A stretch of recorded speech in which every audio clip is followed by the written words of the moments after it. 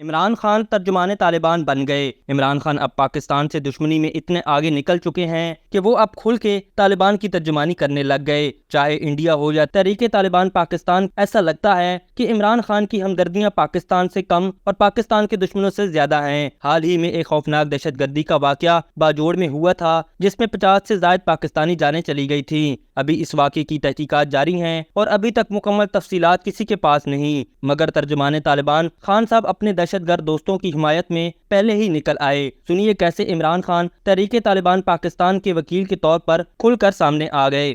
ہمیں یہ اب پتہ چل گیا ہے کہ یہ جو حملہ ہوا تھا، یہ جو بم دھماکہ دہشت گردی جو ہوئی تھی، یہ آئسل نے کی تھی، جو داعش جسے کہتے ہیں، یہ ٹی ٹی پی نے نہیں کی تھی۔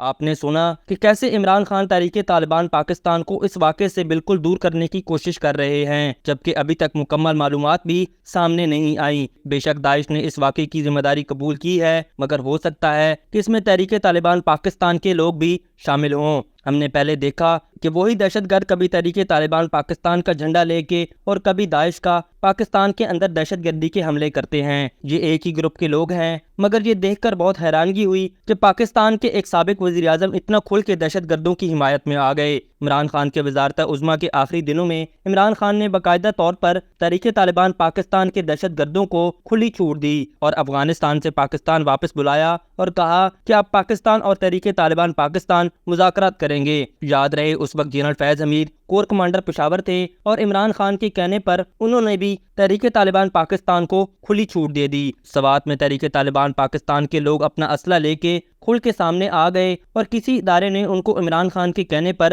نہیں روکا۔ جب مذاکرات فیل ہو گئے تو تحریک طالبان پاکستان نے پاکستان کے اوپر دوبارہ حملے شروع کر دیے۔ شاید عمران خان یہ چاہتا ہے کہ ملک میں اور دہشت گردی ہو اور انتشار پھیلے تاکہ وہ دوبارہ اقتدار کا رخ کر سکے۔ یہی وجہ ہے کہ مغرب کی دنیا آج کے دن تک عمران خان کو طالبان خان کہتے ہیں اور ان کو دہشت گردوں کے یار کے طور پر پہچانا جاتا ہے۔ جب طالبان نے 15 اگست 2021 کو افغانستان پر دوبارہ حکومت شروع کی تو عمران خان کا کہنا تھا کہ افغانستان نے غلامی کی زنجیروں کو توڑ دیا ہے، مگر آج افغانستان کی مٹی سے پاکستان میں دہشت گرد حملوں کی پلاننگ ہو رہی ہے اور عمران خان ابھی تک ان کی وکالت میں مصروف ہیں۔ کچھ لوگوں کا یہ بھی دعویٰ ہے کہ عمران خان اور تحریک طالبان پاکستان میں رابطے ہو رہے ہیں اور دونوں ایک ہی حکمت عملی سے پاکستان کی افواج پر حملے کا سوچ رہے ہیں۔ عمران خان نے پہلے تحریک طالبان پاکستان کو خیبر پختونخوا میں دفتر کھولنے کا بھی مشورہ دیا تھا، مگر ایسے لگ رہا ہے کہ اب تو تحریک طالبان پاکستان کا دفتر زمان پارک میں ہی کھل گیا ہے اور ان کے ترجمان طالبان عمران خان صاحب ان کی سرپرستی کر رہے ہیں۔